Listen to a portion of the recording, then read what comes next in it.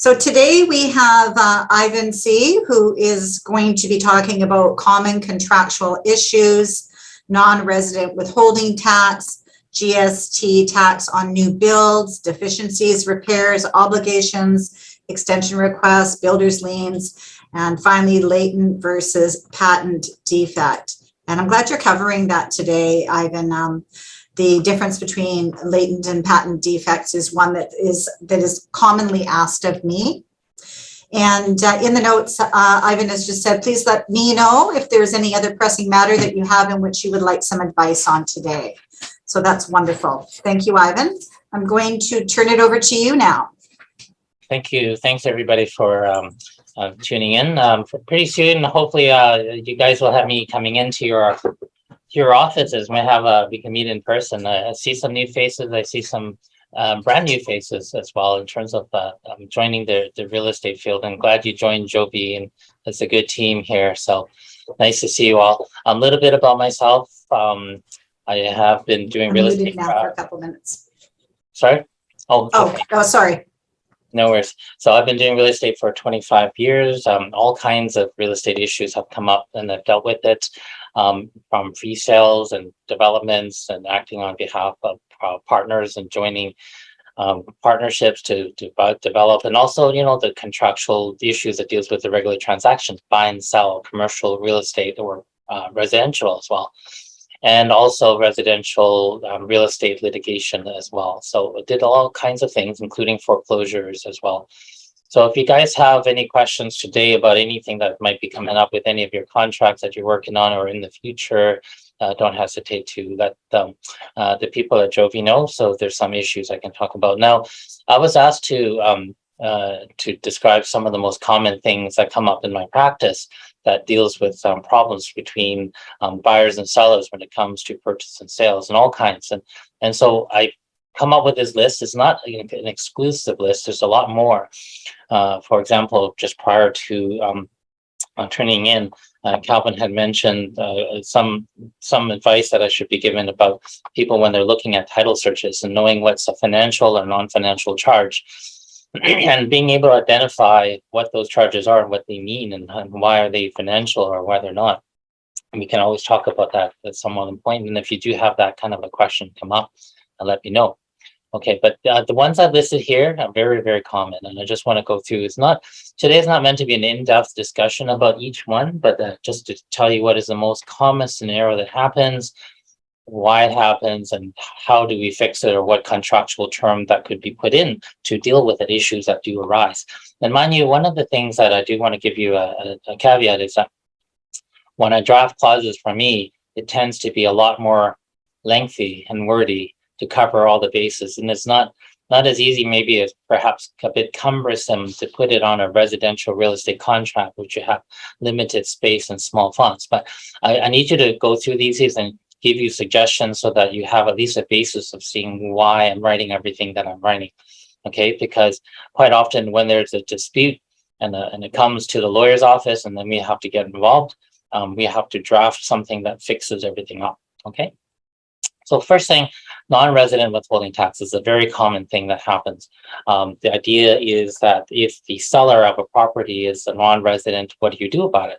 What is to be done about it? What is the implications to the buyer if you have a buyer client who is buying from someone who is considered could be a non-resident vendor of a real estate? Okay, so the conflict scenario, what happens? What is the issue? What is at play? So I'll give you an example here. A seller represents this. This is an exact scenario that just happened about 2 weeks ago, in which I had a call from a notary that asked me, "How do I deal with this? Help me out. We have an issue."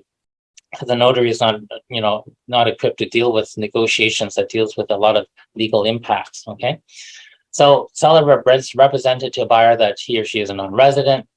Later on realizes or changes their mind because they realize, oh my God, I have to do a holdback or whatever. And the other situation is the seller lives outside of Canada, but says to the buyer who's in Canada, hey, don't worry, I pay Canadian taxes. That means I'm a Canadian resident. Don't worry.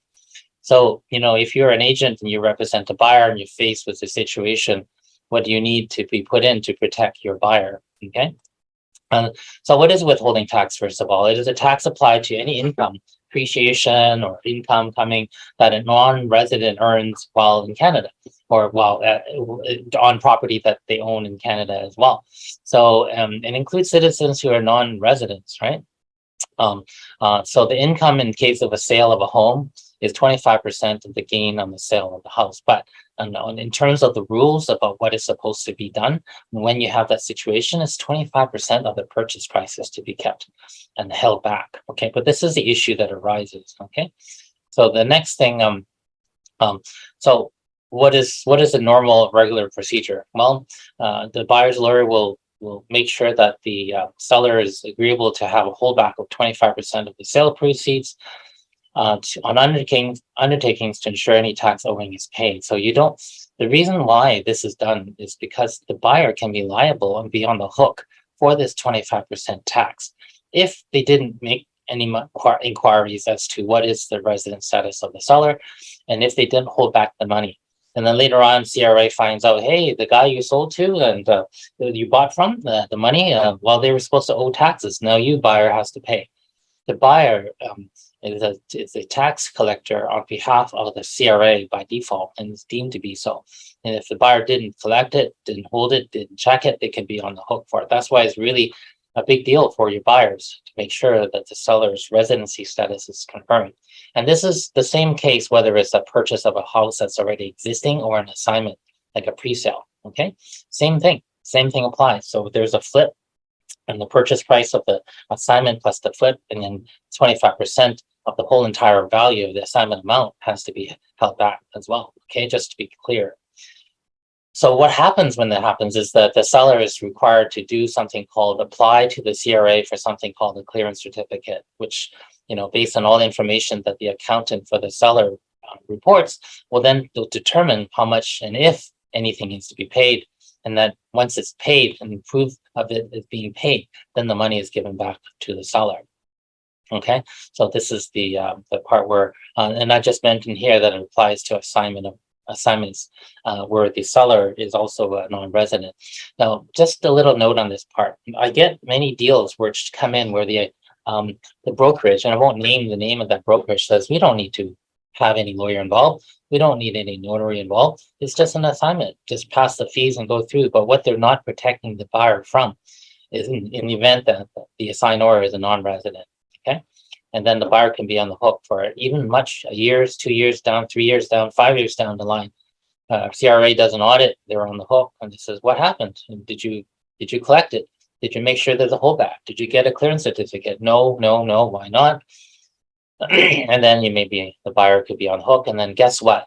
Guess who the buyer blames when that happens? Okay, they look to their agents. No, agent never told me that, right? So important to keep that into mind. Okay, now now one issue that's come up recently was that the vendor's lawyer who sent a threatening letter to the buyer's notary saying, look, you can't hold back money. Because what they did was they got their accountant to give an opinion.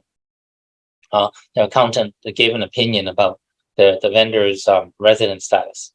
And it's not the same thing as a clearance certificate. Something from Revenue Canada confirming that what they see is something owed or not is different than an accountant's opinion. Okay, one is greater than the other. But the law, as I wrote on the PowerPoint here, is that the CRA requires the buyer to make reasonable inquiries. Now, what is reasonable? Depends on the circumstance. Now, in that situation that I just mentioned, the seller had ticked off on the contract that they were a non-resident of Canada. Who knows whether they got the advice, didn't get advice. Then they later changed their mind and says, I am Canadian. I made a mistake. I'm sorry. But, everybody all along the way, including the realtor, and this is important, the realtor says, oh, are you guys going to do the holdback? Even the realtor for the listing agent was asking those questions, which made everybody, including the buyer and the buyer's notary and the buyer's agent, be under the impression, valid impression that this person is a non-resident. Okay. And later on, when they surprised us with the vendor's opinion from their accountant, I didn't accept it. And they threatened to sue. But I said, look, we have doubts. We have reasonable doubts. And then they backed down. Okay. Anyways, this is the situation. Now, I have this clause here. It's again, like I mentioned, I give you a little caveat. It's really wordy, but it covers all the different situations that might arise. In the event that the buyer has made reasonable inquiries, is of the view that the seller is still a non-resident of Canada, then upon the buyer's notice to the seller, the buyer's legal representative will hold back 25% of the holdback of the purchase price until time that the seller has applied for a clearance certificate and delivered it to the buyer. And then the holdback can be given back to the seller. And then there's a certain time frame to do it. Okay. And so it's not received within a certain time, then we're authorized to release the holdback to the CRA. You know, this could be controversial. The sellers look at it and they say, oh no, man, it's too bold. But if you're protecting your buyer, this is the good clause to protect your buyer. Okay. It's very clear how much is to be held back, who holds back, when is to be held back, and how long is it to be held back for. Okay. And so that's a clause. Now, another new topic, another thing is GST on this pre-sale assignments, purchases and resales, a very, very common topic. And I get asked this question over and over and over again. And there's a dispute because maybe the listing realtor who is listing us contract, listing a property that has just been bought. You know, the buyer buys it, maybe 3 or 4 different reasons. First of all, they're planning their son or daughter to live in it. The son or daughter changes universities, but now it's empty. Now we got to rent it. No, we don't need it. Now we're going to sell it. Or someone wants to buy it. They plan to live in it, but somehow their plans change and they don't live in it. Or the third person, where the person is always intending it to be an investment property all along, and then realizes, hey, I can't find it. A tenant in this age, and or I don't want to deal with a tenant. I might as well sell it and just sell it for a profit. Whatever the reason is, a brand new property that just been completed, GST is implicitly, it's almost like by default applicable. It's pretty rare circumstances where the CRA would look at the person who bought a pre-sale, doesn't live in it, then sells it as if they intended to live in there all along. The presumption is you have to prove that you don't intend rather than you prove that you do intend, because it's a reverse onus given to you. Okay. And that this is the clause that happens. Okay. A standard GST clause does not confirm if a GST is applicable. And the seller represents, hey, don't worry, it's not applicable. I lived in it. Don't worry. And they tell the buyer's realtor, hey, it's not applicable because I've lived in it. But that's not the case, in the sense that just because you live in it doesn't necessarily turn it into a non-GST applicable property. CRA looks at primary residence. If you lived in it for a month, sure, you moved in, but have you lived there long enough to prove that it's a principal residence? Probably not enough. Is 5 months enough out of the year? 6 months, 7 months, 8 months? You know, out of in a 2-year period of time, 6 months is still not a majority. You know, so you hit a year, live in it, then you try to sell it. And the CRA may then turn around and say, well, you're just trying to avoid this having GST applicable just by getting enough time in the year. And the thing to say is there is no set time limit written in any of the GST regulations, whether and what the point in time, how long after someone lives in a pre-sale, that GST becomes non-applicable. There is no, the guideline is a whole bunch of things. Okay. So anyways, it's important to know that there's a problem. Okay. And so how does it apply? When does it apply? So 5% tax on the purchase of a pre-sale home or new build. You know, if you put in the contract that the price includes GST, then you don't have to worry. The price includes GST. Okay, nice and simple. If you're the listing realtor and you don't know whether it's included or not, but it's pretty brand new, you got to talk to your client.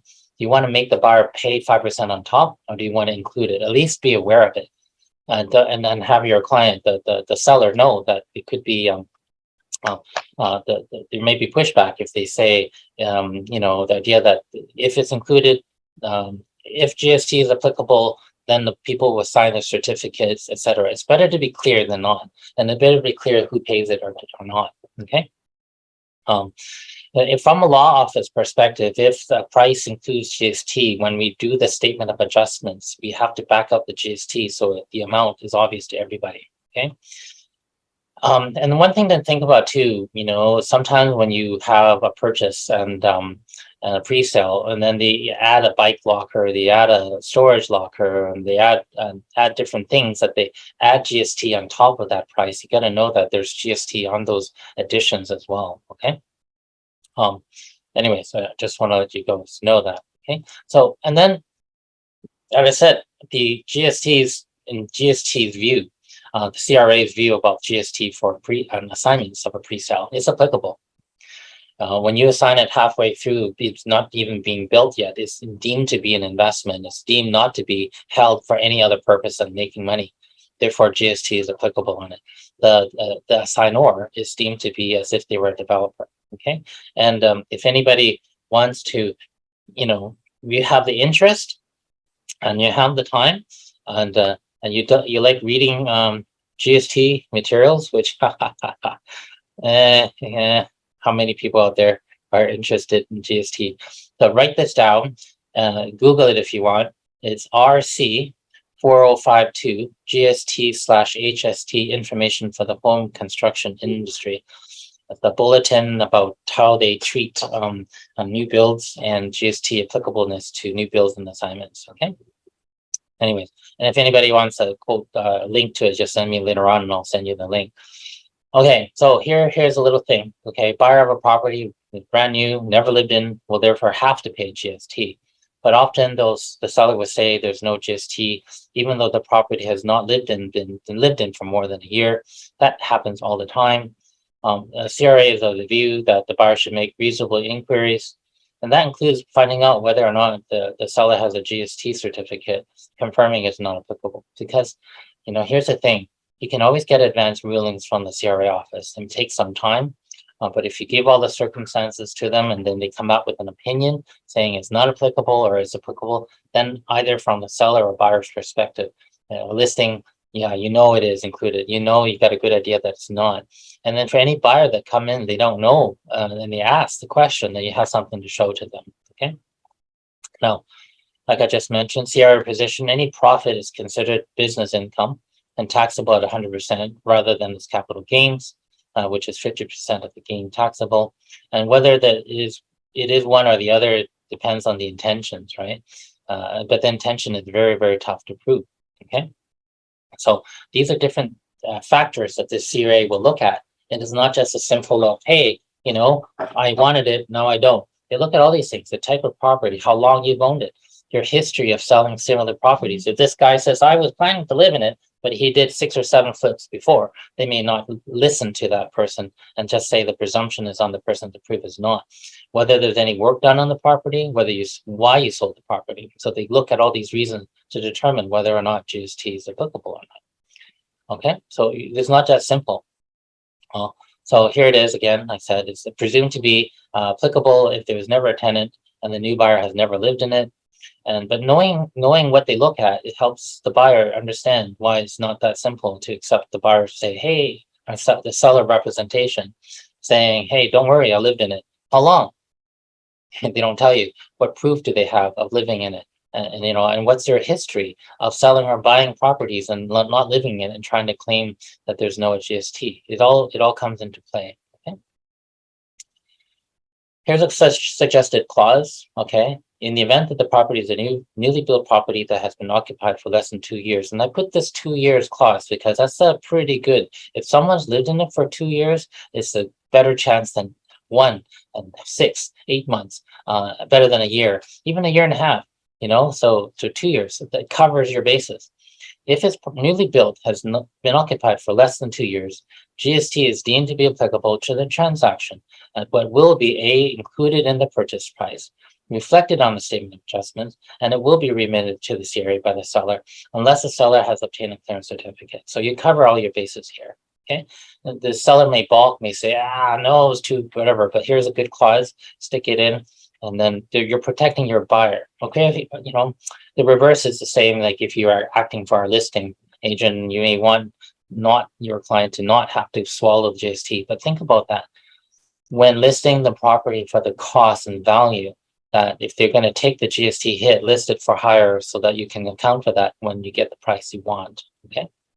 Yeah, it's more clear, more clean cut.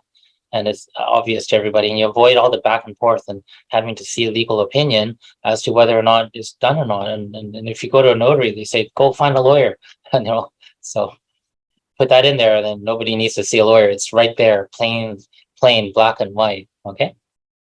Okay, next thing, deficiencies and repair obligations. The conflict scenario happens, this is very common. They do an inspection, not one of those where they have no inspection clause. They do an inspection, they note a whole bunch. Now, the common thing is the seller warrants that the deficiencies will be repaired by the completion date. I get questions invariably every single time that clause is put in. The buyer calls me up 2 or 3 days before completion. How do I know what am I going to do when I take possession and it's not done? What do I do? What's the consequences? Can I sue them? Can I hold back money? Well, and it's the same thing over and over and over again. If the contract does not provide for a holdback, you can't just unilaterally do it, and you cannot unilaterally tell me not to close on the property either, because most times the deficiencies are not so fundamental enough that it's enough to stop a contract from actually being completed. Okay, so it would help if anyone who has deficiencies and they've noted and there's discussions about it, not just to put the simple clause, the warrant is the seller warrants that it'll be all finished and fixed up by the completion date. Put it onto an item like this, okay? Suggested clause. Estimate the cost, estimate the value of the cost, not just the supply of the materials, but the labor involved as well. Split it up into labor and material, put a cost to it, total it all up, individual. So if they finish number 1 and 3, then you hold back 2, 4, 5, 6, and 7. If they finish 6 and 7, you hold back 1 to 5 in the equivalent amount. So it's very tailored. It's not just fix it or not fix it, and it'll be all fixed. And nothing about what happens if they fix 3 of them, 4 of them, or 5 of them, or what. You have a dollar value and you have an itemized, okay? And then here's a clause to put down. Term under the contract. These are ideas. This is not the actual wording, but this is what I suggest you do. That if all or some of the repairs are not done, then the amount of the unrepaired items are held back from the sales proceeds. Put a time limit for it. Shorter is always better than longer, okay? Like a week or 2, depending on how big it is, but put a time limit on it.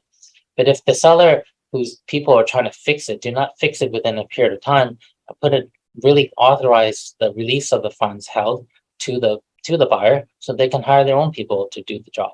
Okay. So here's this big long thing again. I'm sorry, well, you render them and send you the PowerPoint later. You can copy and paste it. That's just me, as a lawyer, this is what I would do.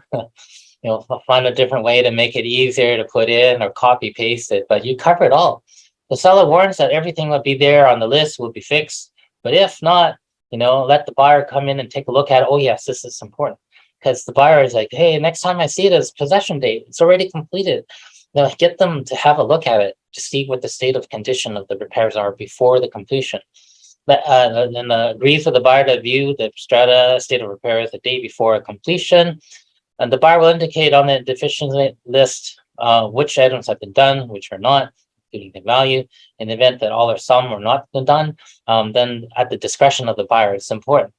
Disputes happen all the time. What do you mean the door is fixed? I fixed it. Yeah, you stuck a little door, hinge and hammered it in, and you don't call that fixed, because there's discrepancies between the seller says it's fixed, the buyer says it's not. So here, at the sole discretion of the buyer, okay, the buyer determines, not the seller.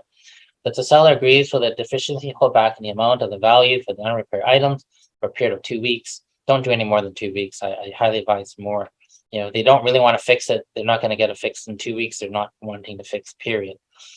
For any amounts not repaired, release the monies to the buyer to let them use and pay for whatever they need to do. Now, another thing you can say as well, this is not meant to compensate the buyer for everything. Maybe cost a little bit more. Maybe you can work within the budget. That's why when you set the initial budget, try to over budget rather than under budget.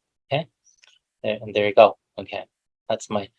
And then anything that comes out, let Brenda know. Maybe we can address it at some point. Okay, but I got a lot of stuff to cover, so I just want to touch bases now. Extension requests of seller or buyer. For whatever reason, the buyer comes to the listing agent and say, my client, financing fell through. Common thing. Delay, whatever happens, they need more time. Okay, very common thing. A common scenario that happens is the buyer's financing follow through. The buyer's out of town or can't find someone to notarize it. They're trying to get their IDs, the video signed. That they can't find their down payment because they forgot they have to get 3 days to access their RRSP, and et cetera, et cetera, et cetera. But the seller also, needs the money maybe, or maybe they have mortgages on the property. So there's an issue. So couple of things that happens, well, the seller says, sure, no problem, which is okay, sometimes happens. And then sometimes the seller, hey, but wait a minute, I have costs, I have expenses, I have carrying costs. And who's going to pay for all of this? And so they may agree if the buyer pays for some of these things, or disagree, says, no way, man, I'll have a lot writing on this. You better complete, or I'm not going, or you're going to sue and claim your interest. I mean, claim the deposit, etc. So a couple of scenarios. I'm not going to address how all the scenarios work out. But yeah, I guess I didn't have any slides to say how to resolve this here. But the idea is that sometimes, for me, the important point of knowing about this is to plan ahead in advance. So you're acting for a buyer, okay? And you know that the seller, maybe they have a mortgage to pay out. You can see when you do a title search, you'll know if the seller has a mortgage to pay out or not. That you know whether or not they have a financial consideration to extend or not. You can also find out if the seller has a back-to-back, if they're using the sale proceeds, turn around, and then go on and start a purchase as well. Recently, that happened in my case where the buyer and I told them that you have to negotiate with two sets of potential damages. First, the seller of the property that you're a seller of your property that you're buying from, is buying from themselves. So you get essentially two extensions of time. One for the client, for the selling person and their purchase.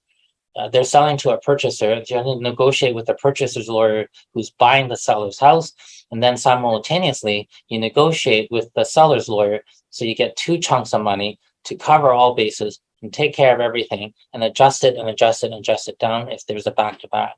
You may or may not be able to do that, but the earlier you're able to find out, the earlier you're able to determine that and take circumstances, instead of just letting it happen, to take proactive steps to find that out. And then you find out that the buyer is, the buyer of the house that's being sold by the seller, they can extend it because they're not selling their house and buying either. Move it on. They have a tenant. They're losing some tenants, some rent. You put that all into that cost that you give to the seller, who then gives it to the purchaser of their house that they're buying from. Okay. So anyway, see, and of course, when you hit item C and then there's nowhere to go, or B either, you need a lawyer. Okay. You need a lawyer to negotiate. This is not something for the notary to do. A notary can't help you negotiate that. Okay. Next, builder's liens and new builds. So this happens quite a lot. There's a lot of new builds being done. Either it's a pre-sale that's just being built by a small developer, or a house that's being built. Very common thing to happen is builder's liens. Okay, seller or brand new warrants that all trades and subcontracts have been paid. There's an occupancy permit, and they say, hey, don't need a holdback. But the buyer doesn't know if there needs to be a holdback or not. Should there be? Could there be? What are the risks? Okay. So that conflict often happens. So who can claim a builder's lien? Well, contractors, renovators, builders, anyone who has supplied labor or supplies to an improvement on the property. And that includes not just the building, but itself, but including, for example, and I have a case that I'm working on now. It's been 7 years since the sale of the house, and we're still fighting in court. Okay. It includes coring, sampling, and removing of contaminated soil from a house. So, and this isn't, I want to give you that sample because 2017, a client had bought a house from a notary. And then what happened is that they knew that the place was being cleaned up and contaminated. And the typical contract from the real estate guide is for the seller or the buyer to give a notice of completion to the buyer, showing that the tank has been removed and is complete. But there's nothing equivalent to tell you what about happens if there was soil that was contaminated, and how much, and whether it was been cleaned and remediated or not, or remediated or not. They don't. There's no preset standard clause to deal with contaminated soil. Okay. Now, what had happened was that the buyer looked at the property and it was being all dug up and trucks were coming in and out and being brought to the disposal company out in Mission. And then they were told that, and then afterwards they came a couple of days before completion, all the ground was completely covered up again, and landscaped, and there was the bushes and the trees and everything was done. And the sidewalk was put back in and she said, okay, done. Got the certificate of completion. And then 29 days later, they noticed that there's a lien when the notary was doing the STC. There's a lien, builder's lien on the property within the time frame, within 30 days after completion, within the time frame to put a lien on. Sorry, it's taking a lot longer, but I want to tell you this because it's a crazy example. The bill was for $267,000. Okay. The buyer, the seller of the house didn't realize how much it was going to cost. Said that the remediation company was taking advantage of an old lady who was fixed income, selling her only house that she has to live on the retirement income, and a half of whatever she earned is now gone because of some bill. And the contractor never told her how much it was total bill will be until after they closed the house. Okay, and the buyer, there was a standard clause, hey, go seek legal advice. Agents, you're not supposed to give legal advice, but you should recognize the situation when you really tell your client you have to go see a lawyer. You need advice. You can't just pretend, hey, it's all done. Look, it's complete. The gravel's there, put in, and pretend that it's a problem.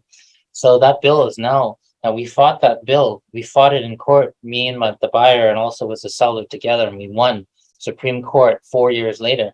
Then the seller, the contracting company, appealed it to the BC Court of Appeal. And then another 2 years later, they reversed the decision and they give the award. In the meantime, the seller died. Okay, now it's my own client who's now the owner, right? And the contractor trying to figure out how to deal with this debt. And the lien is still on my client's property. Okay, $267,000 worth of a lien on my property. Just warning, okay? It's not a small issue, okay? When is a project completed? Well, it's not just when you look at it, it's done. It's not just when a certificate of completion too, because there's an issuance of an occupancy permit from the city that said it's all been done. But the very last thing is you have a completion of a date of a purchase of a new build. Use that date. If you had a choice, use the date of purchase as the completion date, even if it may have happened before in the past. And they say, hey, it's been done. Don't worry about it. Use that date. And 10% hold back from the purchase price. Put it right in the contract. Okay. 10% of the purchase price is held back for a period of 55 days after completion, upon which, after a satisfactory search of the title, then there's nothing there, then you can release it. Okay. But I want to give a little background about this 10% of the pullback. We want to do a purchase price because it's simple. But when you get into the nitty gritty of a building, 10% can be during a time that a house is being built. 10% can be done different ways from the holdback from the purchase. From the contracting price. If the contract to build the house is $250,000, hold back $25,000 at the end of the build, or at each level and stage of the build, the contractor finishes the framing. Okay, give me another $100,000. Take 10% off of that, and then they finish with the stucco and the drywall and the roofing. Oh, give me the next balance. Take 10% off of that. So the person who's hiring a builder, owner, if you're acting for a seller, of course, who's building a house to sell, take back 10% of each portion of the payment made to the contractor, or 10% at the very end. Okay, either which way, you end up with 10% held back. Okay. So I just mentioned you can get it 10% from each of the sub trades. You pay the plumber $5,000, you take back 50. You pay electrician $10,000, take back $1,000, etc. You can do that. Okay. The problem is quite often it comes to me, it's kind of too late. Subjects are removed, and then there's no builder's lien contract holdback written into the contract. Can it be demanded? No. Okay.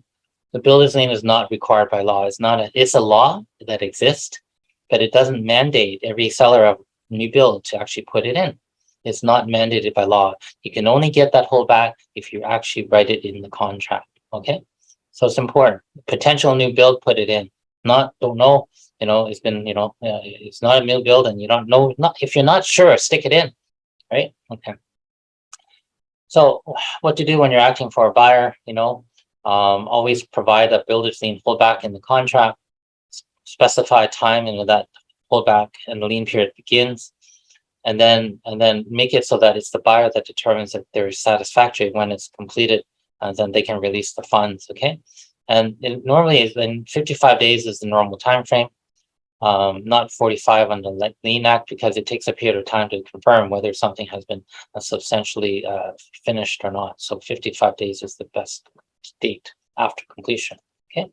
Here's my suggested clause addendum again. Sorry, wordy again, but it covers everything. Okay. In compliance with the Builders Lien Act, the vendor buyer agrees for 10% of the purchase price to be held back from the vendor's proceeds by the buyer's notary or conveyancer, a legal representative, for how many days? 55. Whereupon a satisfactory title search showing no liens, then it can be released. In the event that there are liens to be registered, the vendor agrees to indemnify them and to pay for all the buyer's costs to remove the liens against. The reason why I put that last sentence in, because it's not that simple to remove a lien, even if you've got a holdback. You've got a holdback, now what? You got to remove it still. Who's going to remove it? Who's going to file it? You have to file things into court. You have to make an application to court to remove the lien. You have to serve the person who filed the lien to tell them that you're going to put the monies into court.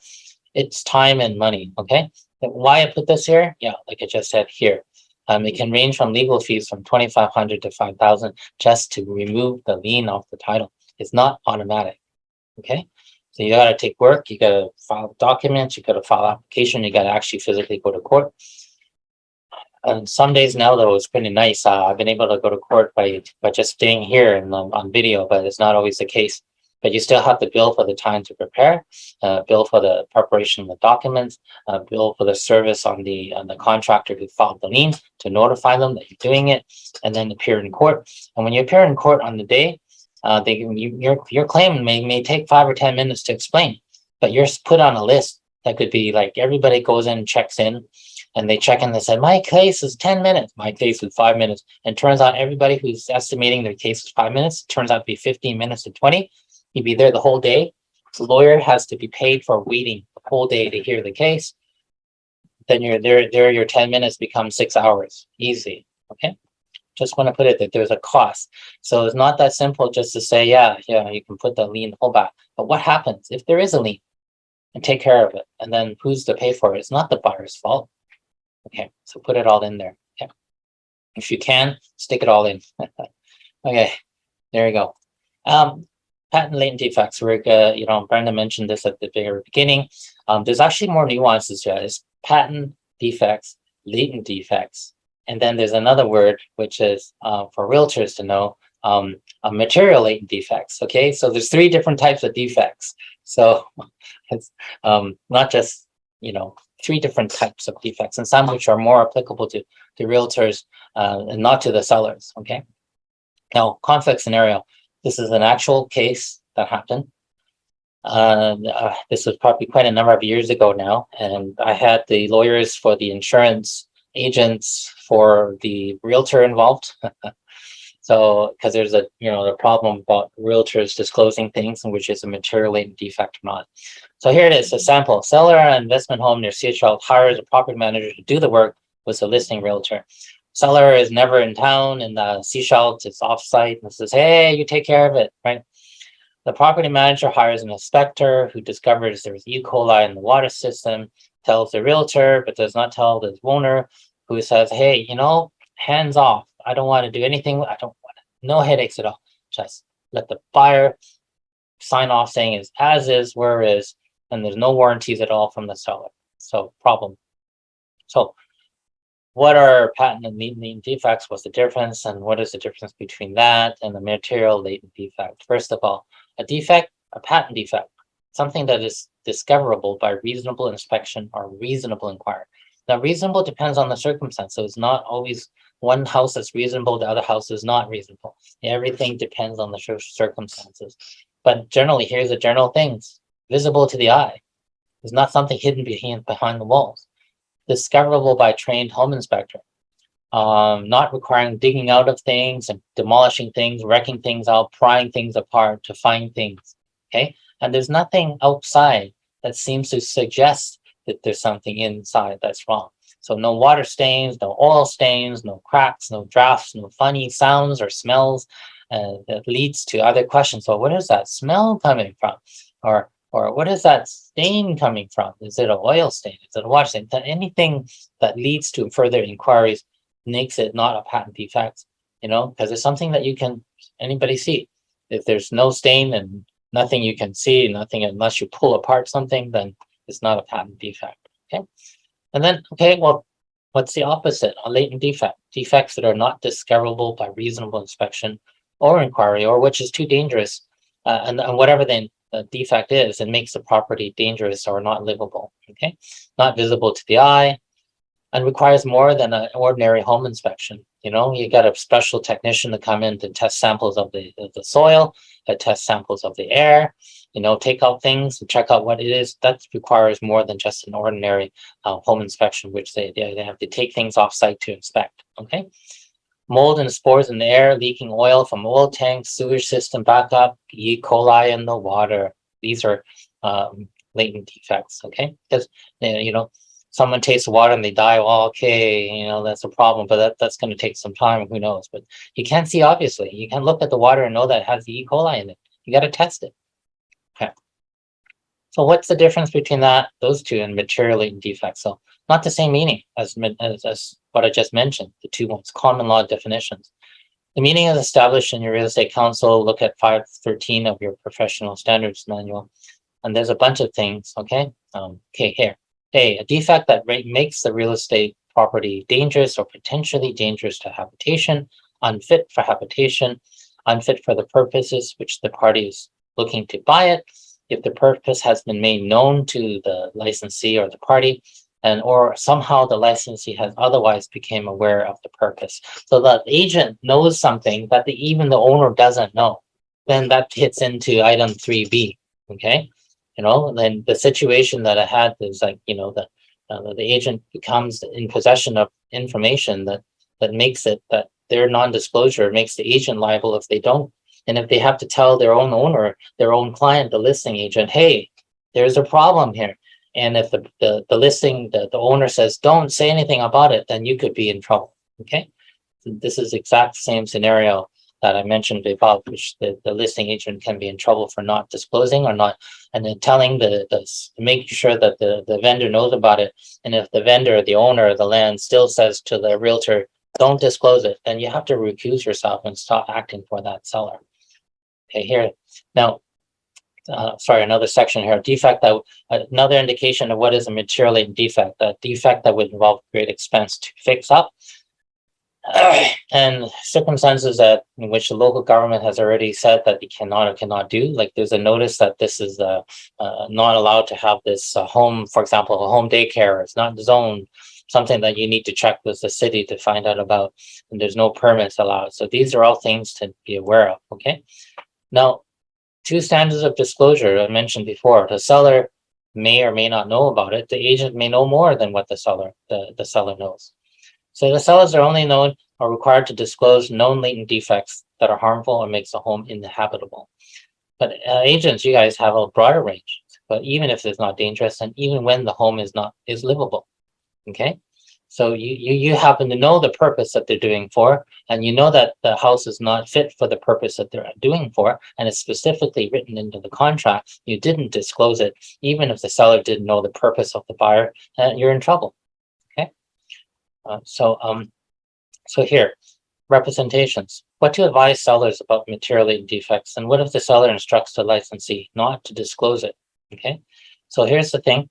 Disclose the problem or defect, and if unsure, disclose what is known, and then this creates a notice on the buyer to investigate. And then whatever the situation is, the buyer is notified.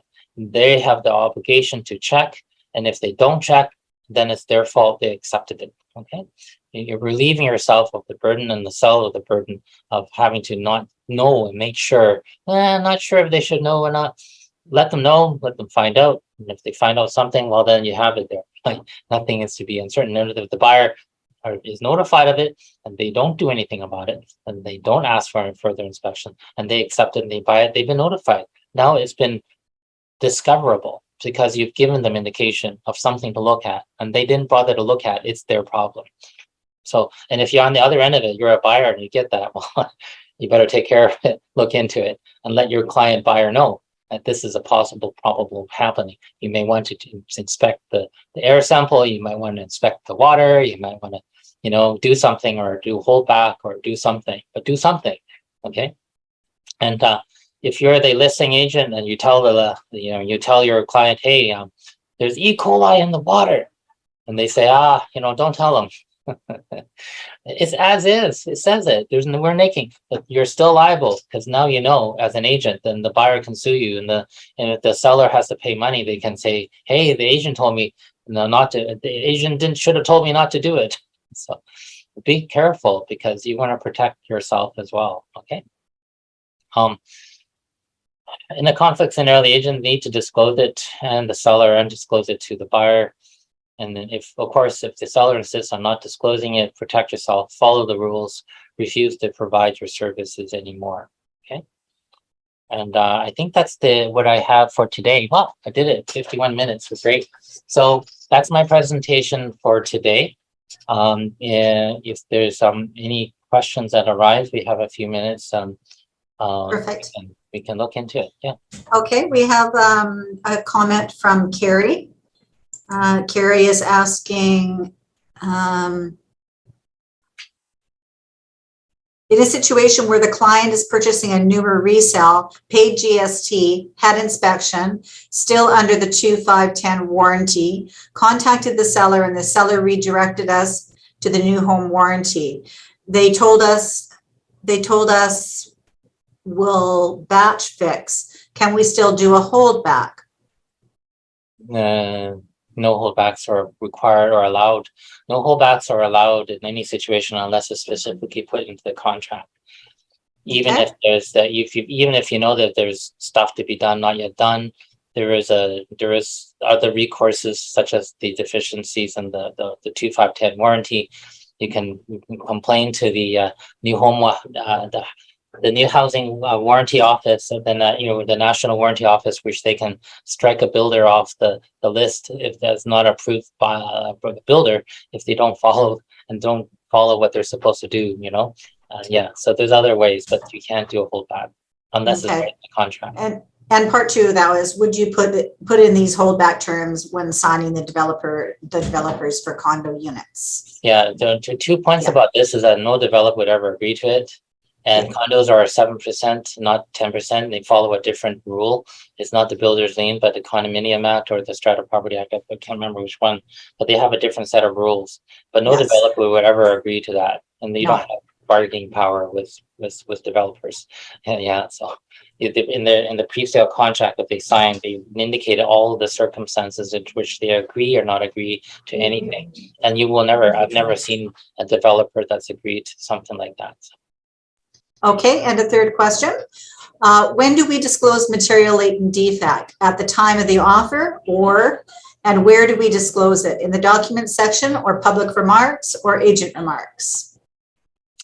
Well, quite a lot of places to do it, but the most common thing is when if you're an agent, you're listing a property for a buyer, an owner of a property. It's important for you as a listing agent to know the property, even sometimes more than what the seller knows themselves. So do a pre-inspection report and have all those things and have it available so that you know it's there, when you know what's there. And when you put the information on the market, then you have a sense of what to put on the listing when you market it in the very beginning, before you even gets the buyer coming in. So at some point, the buyer sees the marketing materials, knows what's there, submits an offer, knowing what's there already, right? And another thing is that, sometimes it's unsure, like depending on how, depending on what it is, right? Like sometimes you don't know what a material defect is until you know what the purposes of the buyer's interest is.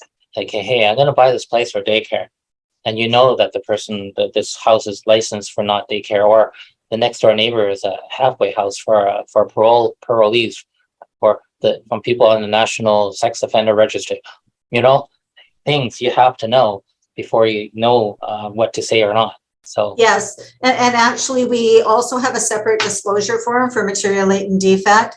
So if you are on the listing side, you would have your client sign off on the material latent defect form, as well as it also would be noted on the PDS that there was a material latent defect.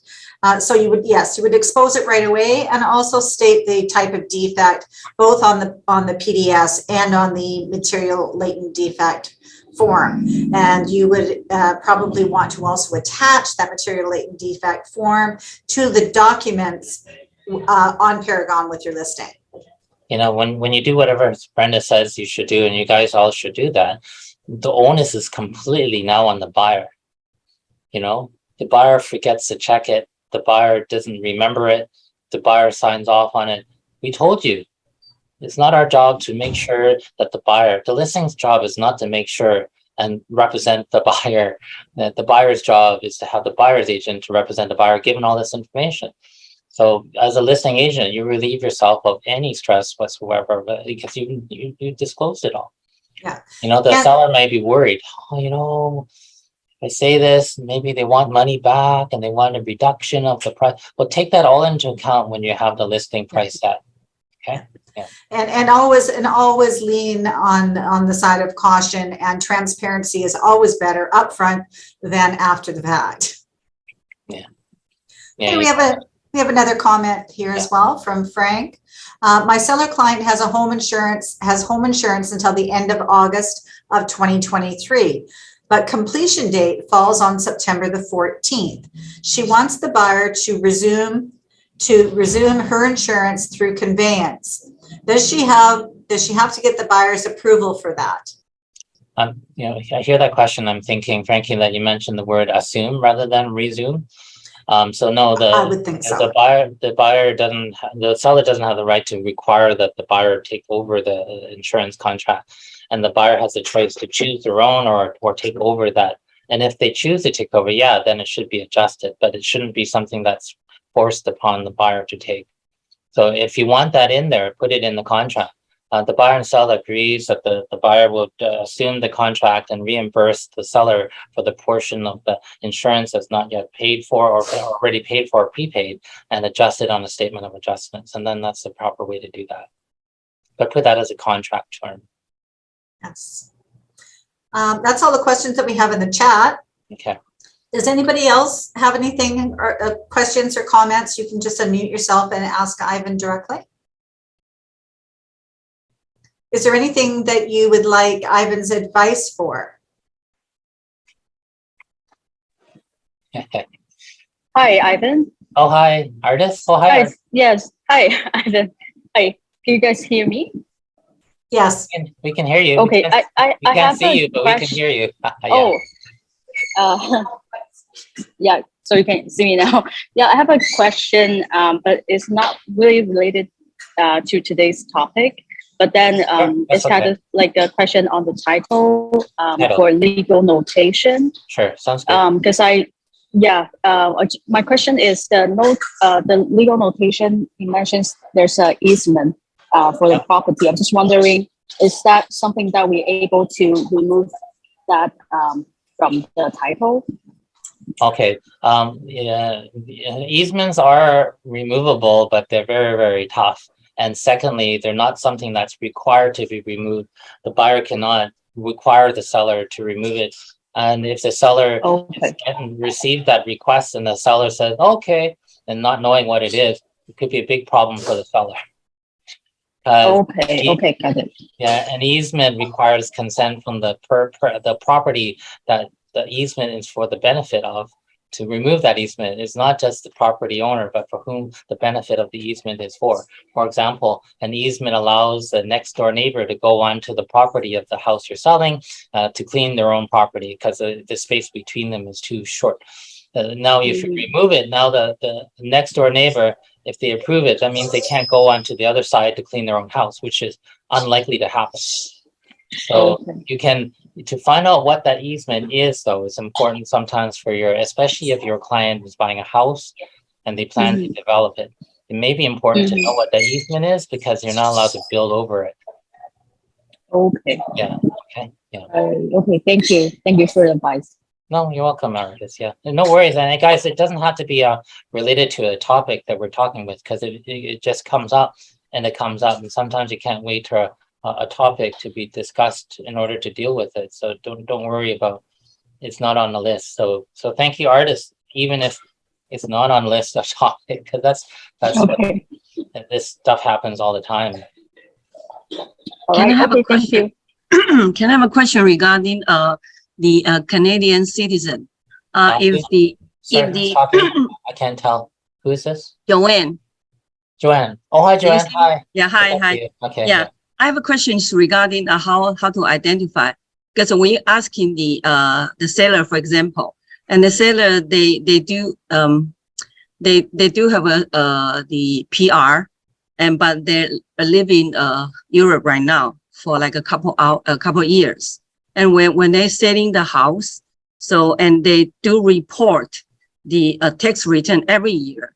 So this one can identify they are the citizen or it's a non-citizen for the lawyer's point of view. Thank you.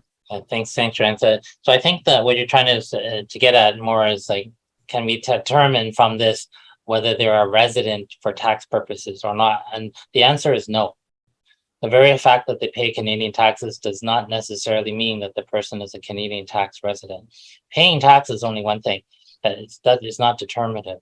You know, in terms of if there's any doubt that the person's living overseas, then you have doubt. Okay. And then if you have the doubt, say that, well, we don't have any confirmation that he's a Canadian tax resident. He's living overseas. Because someone can be a citizen and be a non-resident. Someone can have PR card. Like a PR card itself just gives is a confirmation of it's a card that allows entry and exit of the country and to prove that what the status of that person has when they leave or exit. But someone can have an expired PR card and still be a PR, but they just stayed in Canada and they didn't leave. It doesn't mean they're not a PR. The card expired. It doesn't mean that their PR expired, right? So it's not confirmative. It's not determinative. And I would say that if I was uncertain and you're a buyer looking, hey, this guy, he can sign it. You know, having a PR card doesn't mean anything. Doesn't not mean it doesn't mean anything. It's better than not having it. Okay. And then having an opinion from their accountant. I mentioned this at the very top of the hour. An opinion from an accountant here. Accountant uses standard accounting principles to determine what they know of the CRA and what the income tax act and how they determine someone is a Canadian tax resident or not. So an opinion is pretty good. Okay. So you get an accountant's opinion and you can put it right in the contract if there's any doubt. The vendor agrees to provide an accountant's certified a CPA's opinion as to the tax residency status of the seller prior to completion, okay, to confirm it. And most tax CPAs, they know the rules. They know what they're supposed to do. I gave you that case before is because they gave the CPA's opinion 2 days before completion. And all along for the whole 2 months, it was always under the assumption that the seller was non-resident. They even ticked off non-resident on the contract. So in a reverse situation where they say that they're Canadian, then they've confirmed that they are, but they don't live in Canada, then get this extra thing into the contract. Well, you don't live in Canada, but just because you pay your taxes in Canada doesn't make you a Canadian tax resident. Please do an opinion from a CPA. Okay. Perfect. Thank you so much. Yeah. Thank you. Ivan, I have another question for you. It's Frank. Oh, hi, Frank. Hey. Hey. Go ahead. I wish that's where you are. It looks like yeah, you look like a golf course there. Yeah, I'm not on a golf course. It's if you're talking, all of a sudden you go like this. It means a golf ball was flying over you. Yeah, I was once hit by a golf ball.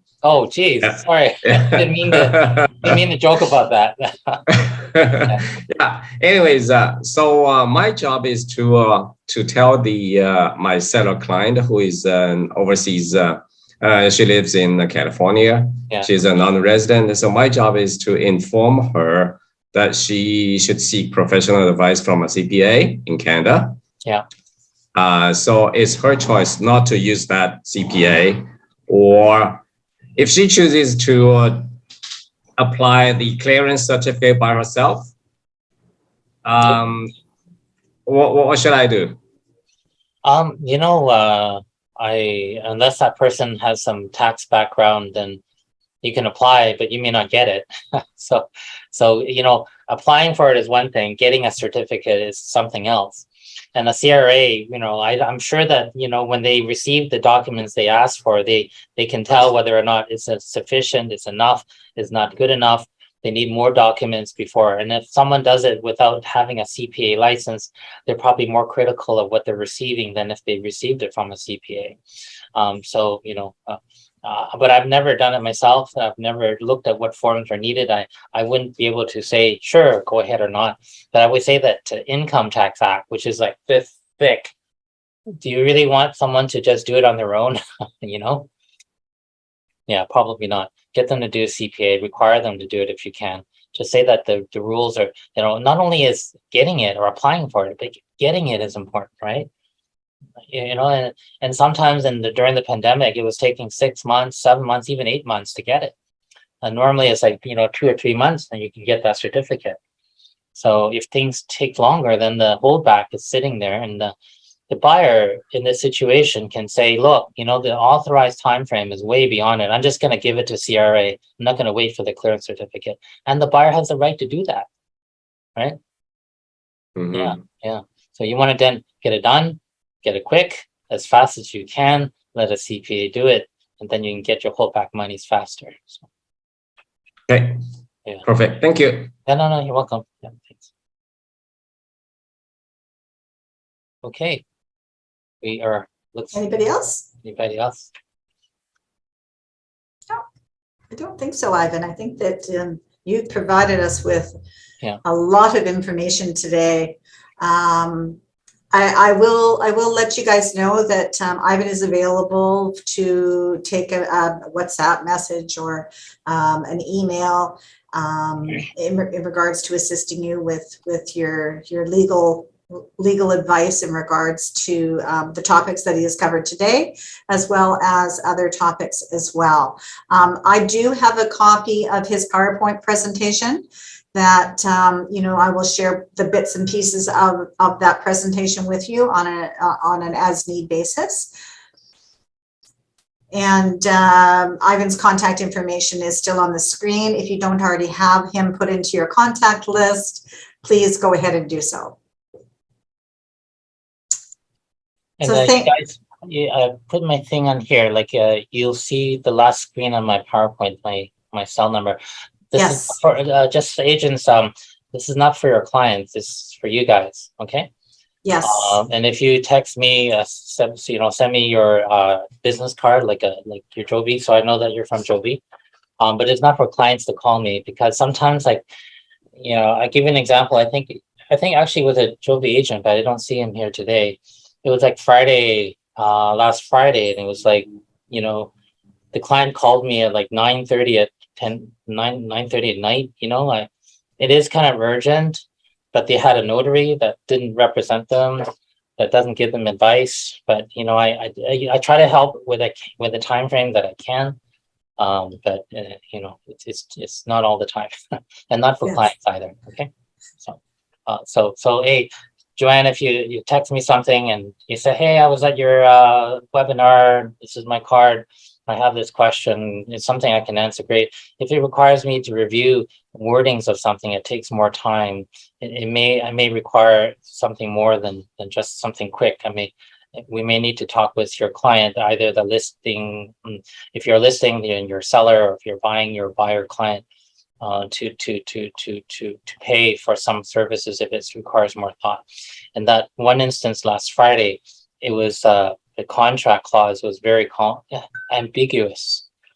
a whole sentence, but if you put 4 words and then 6 words together, it means one thing.